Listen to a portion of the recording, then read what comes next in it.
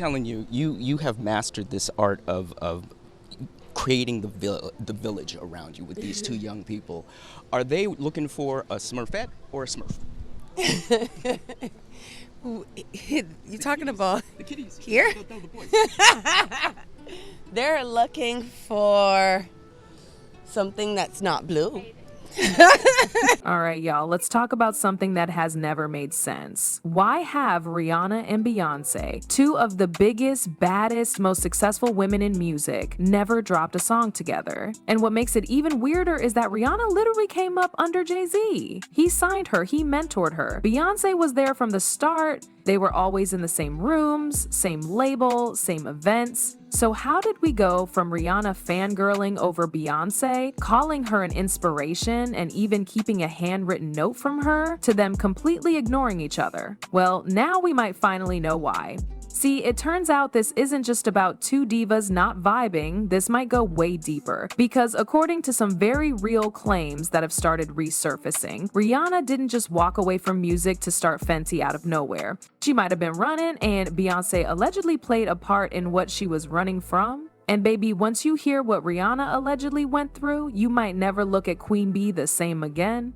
A lot has happened to you. It's kind of a whirlwind. How are you feeling about your second single coming out before your album even drops? I am so happy about that, because you know, people could get confused about Puerto Rico being so big and thinking I'm a one-hit wonder, and it's so glad that we get the opportunity to show them that that's not what we're about. We're about making and selling albums and developing a real artist here, so I'm glad about that. All right, so let's go back to the beginning, because believe it or not, Rihanna actually used to look up to Beyonce. When she first came on the scene, Rihanna was obsessed with Beyonce in the way so many young artists were. She called her an inspiration, said she loved how Beyonce took control of the stage, and even shared a moment where Beyonce wrote her a little note signed with her autograph. Rihanna kept that note like it was gold. She looked up to her like a big sister, someone to learn from, someone who had already walked the path she was just stepping into. And it wasn't one-sided either. Beyonce seemed to embrace the role at first. She gave Rihanna advice, encouraged her to loosen up on stage, have fun, and take charge. Sounds like a real sisterhood, right? But here's the twist. That sisterhood didn't last long. As Rihanna's career took off, things started to change. Suddenly, the warm support disappeared. The mentions stopped. The public love faded. And let's not forget, there was never a feature. And the deeper we look, the clearer it becomes. The issue wasn't just Rihanna outshining B. The issue was what Rihanna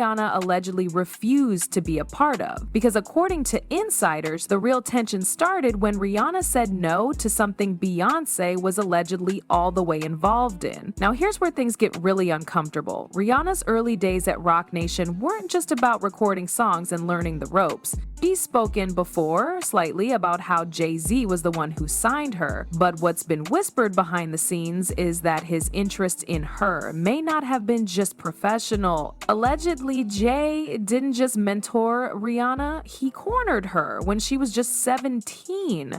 According to what's been said, he locked her in his office and pressured her to sign with him, saying she could either leave with a deal or out the window. That's not a joke. This was on the 29th floor. That kind of pressure, that's not guidance, that's manipulation. And when Rihanna went through that, she reportedly turned to the one person she thought she could trust, Beyonce. But instead of support, what she got was silence. It's very surreal, and it's been 25 years of just working really hard and trying my best to keep growing and keep opening up doors. So I'm just very honored, very honored. Beyonce wasn't the girl's girl she pretended to be. According to reports, when Rihanna confided in her expecting some empathy or maybe even protection, she got nothing. Now think about this. Rihanna is known for being outspoken. She's not afraid to walk away from anything that feels toxic. So when she started pulling back from the industry, canceling tours, pausing music, and putting her energy into Fenty, maybe it wasn't just about taking a break. Maybe she was escaping something darker. You remember that old Making the Band episode episode where Diddy made the boys walk like 4 hours to get him a slice of cheesecake.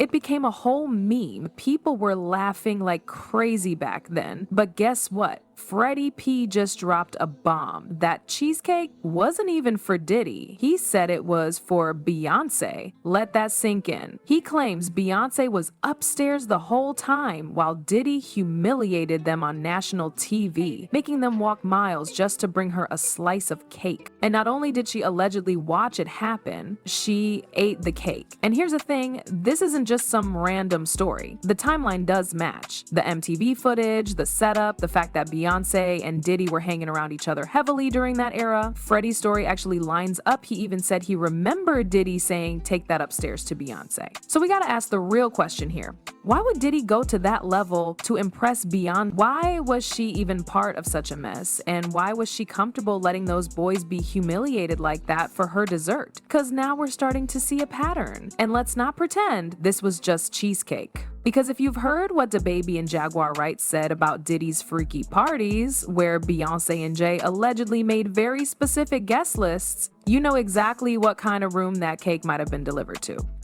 So picture this. It's early 2020, DaBaby's blowing up, and he ends up at one of Diddy's private house parties in LA. Now, Diddy is known for going all out with these events, big names, late nights, and super tight guest lists. But according to DaBaby, this wasn't your average celebrity hangout. He said that as the night went on and things got deeper into the early hours, like around 3 a.m., Diddy suddenly kicked almost everyone out, but not him. DaBaby says he was one of maybe 15 people allowed to stay behind. DaBaby says Beyonce, who everyone in the world already knows, walked over to him and introduced herself. And let's be real, Beyonce doesn't need to introduce herself to anybody, especially not to a rising rapper who clearly already knows who she is. So why do that? Why make that kind of approach at that hour? Well, Jaguar Wright heard the same story and didn't hesitate to connect the dots. She said it was not a friendly moment. That was the setup to a freak-off, you know, those elite private parties with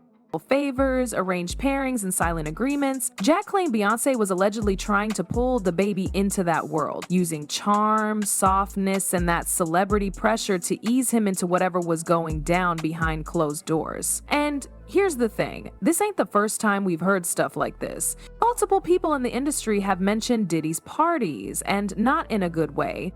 They've been described as having secret rooms, NDA level vibes, and behavior that makes you question how deep this culture really goes. Now imagine this, Rihanna's 17, she's just getting started, she's finally in the room she dreamed of.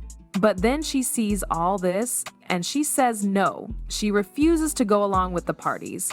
The freak-offs, the power games, she chooses her piece, but walking away came at a price because after Auntie, everything changed. People forget how messy the rollout of that album was. First, Auntie mysteriously leaked on Tidal, which is owned by Jay-Z. That leak forced Rihanna to rush her release, and guess whose album got all the push just weeks later? Beyonce's Lemonade, with full rollout, visuals, and all the fanfare. Now, I'm not saying competition ain't normal in the industry, but here's where it gets sus. Both albums were coming out around the same time, and suddenly Rihanna's work gets leaked, barely promoted, and overshadowed, while Beyonce's gets center stage. And remember that awkward Tidal press conference? Both Rihanna and Beyonce were there, but did they hug? Did they stand side by side? Did they even acknowledge each other? Nope, they stayed on opposite sides like they didn't even know each other. That ain't girl power, that's war. And it's not just fan speculation. Sources who were at the event said it was all choreographed. Every move, every camera angle, even who stood where. They made sure Beyonce and Rihanna didn't cross paths. Said, we don't sing songs here, we sing artists.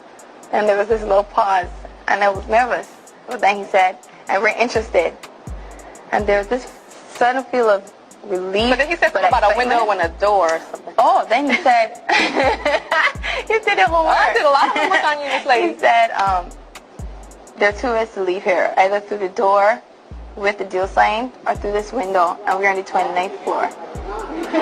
Now let's talk about the real reason Rihanna might have vanished after that. When Auntie dropped, it was a critical success, no doubt, but behind the scenes, it was chaos. And Rihanna, she was done. No more albums, no tours, just straight into Fenty and billionaire status. And let's be honest, if you were Rihanna and you had to choose between re-entering an industry full of snakes or building your own empire on your terms, what would you pick? She had every reason to dip. And once Fenty blew up, she never looked back. But if you still think Beyonce and Jay had no part in it, let's rewind to that moment Rihanna first got signed, because according to her own words, the day she auditioned for Jay-Z was intense. She was just a teenager, and what does he say? There are two ways to leave here, through the door with a signed deal or through the window. And y'all, that office was on the 29th floor. That ain't a cute metaphor. That's intimidation. That's pressure. And when you're 17, just trying to chase your dreams, that kind of line can mess with your head. And it makes her distance from Beyonce and Jay-Z make a lot more sense. So, was Rihanna just being messy? Or was she finally done protecting people who never protected her? Because when you line everything up, the freak-off parties, the sabotage rumors, the industry pressure, it's no wonder she chose herself. She saw what was really happening and walked away from it all. What do y'all think? Did Beyonce really protect Diddy all these years, and did Rihanna just blow the whole cover off? Drop your thoughts in the comments, and don't forget to watch this next video right here, where we break down even more celebrity secrets they don't want you to hear.